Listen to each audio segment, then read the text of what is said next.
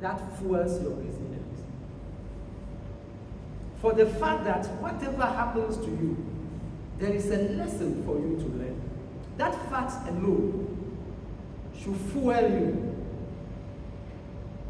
to be resistant. Everything that you do must be done as a spiritual duty. I keep saying here that there's no particular time or place to be spiritual. Everything, every time that you do must be done as a spiritual duty. So you must always remember that you are a spiritual being, and that at the core of your being is peace, calmness, and order. Learn to anchor yourself in that peaceful state. Anytime you are going through difficulties, hold on to that peace within. Though all your senses and outer circumstances are telling you a different story, hold on to that peace. Do not give in to desperation and give up. Do not give in to fear. And what is fear? False evidence appearing as real. That is fear. So do not give in to those false evidences. In Psalm 23:4, it said what? Yea, though I walk through the valley of the shadow of death, I will fear no evil, for thou art with me. Thy rod and thy staff, they comfort me.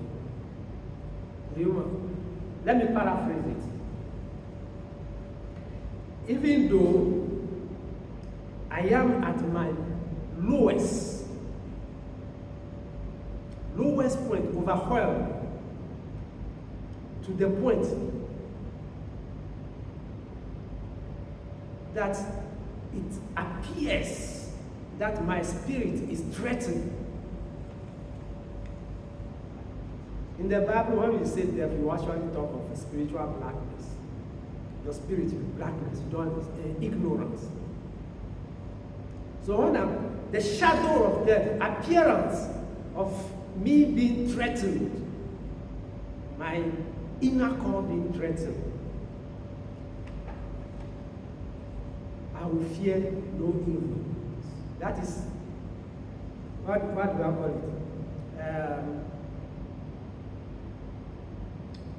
False evidence that is appearing as evil.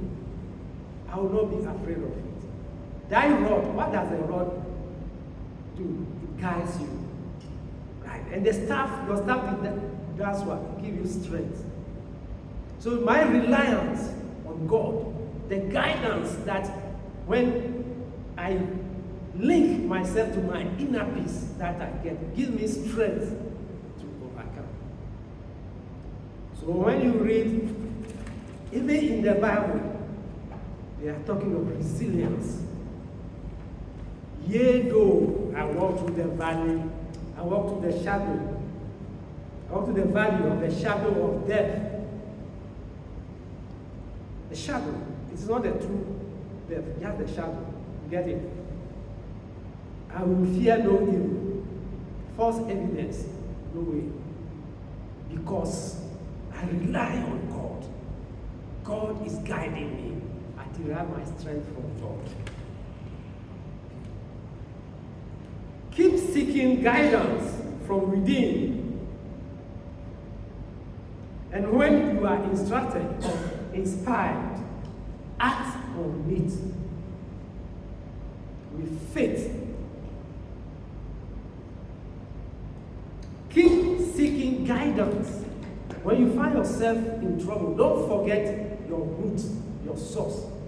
Go within, seek for for guidance. And when you are instructed or inspired, act on it with what? Faith. And what is faith? According to the same Bible, say what? Faith is the substance of things hoped for, the evidence or conviction of things not seen. You get it? It also means that you must keep your desired outcome alive. When you are asked to act on whatever instruction given to you, you must do it with faith, which means your desired outcome, you must keep it alive in your mind and in your heart, and hold on to it, be focused. This is another way of telling you that you need to do creative imagination. When you find yourself in tribulations, keep what outcome you want of that tribulation in your mind, in your heart, and hold on to it. Be focused. That is resilience.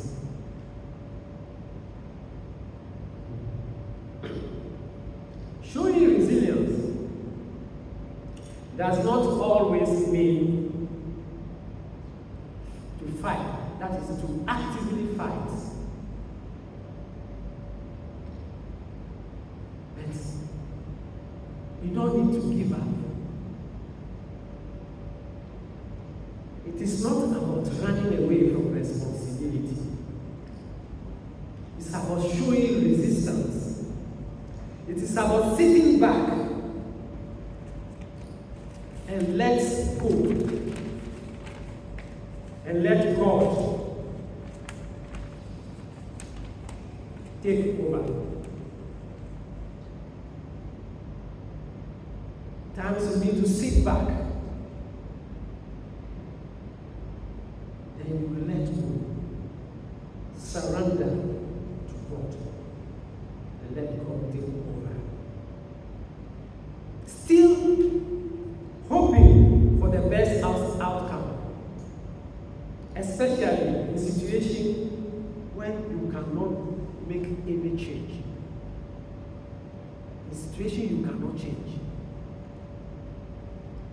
Just open yourself to the ever-flowing grace so that the best outcome is achieved.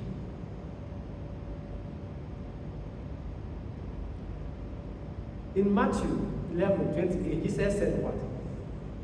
Come unto me, ye that are heavy laden, and I will give you rest.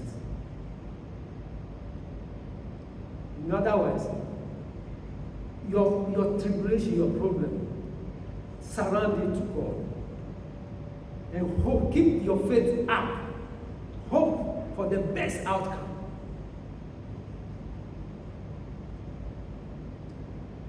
That is resilience.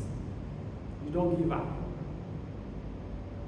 It's not all difficulty that you fight. Some you need to sit back. When the burden has become too much, surround it to God. And keep your faith that the best outcome will come to pass.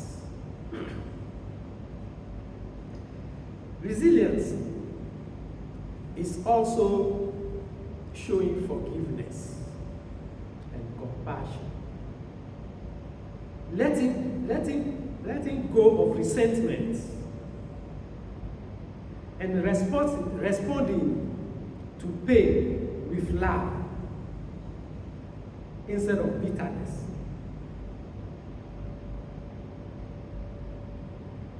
Is also resilience. And this needs inner strength, where you need to let go respond to pain with love instead of bitterness.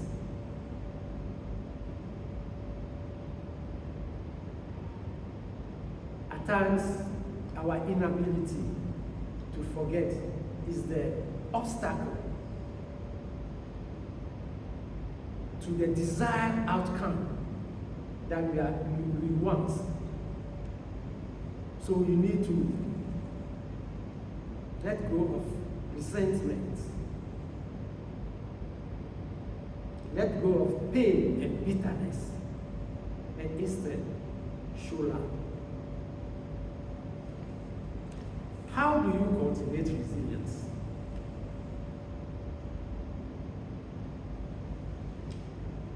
You need to regularly meditate, daily and deeply.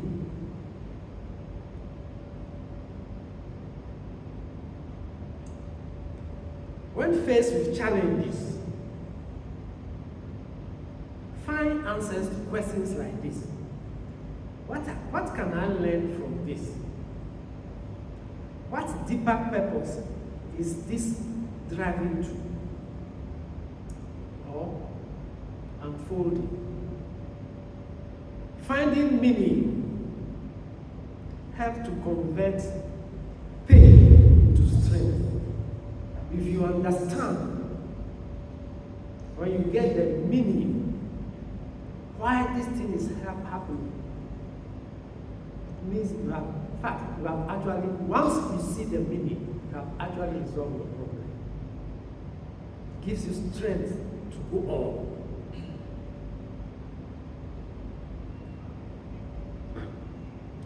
Always stay spiritually connected,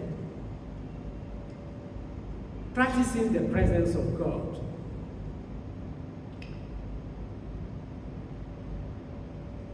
Reading scriptural books, putting yourself in the vicinity or the company of spiritually enlightened people, gurus, for instance.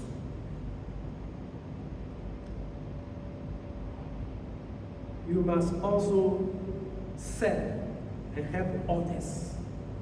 Supporting someone which is in struggle. Supporting someone else where you yourself you are struggling can help you reconnect to your purpose and remind you that you are not alone in this struggle.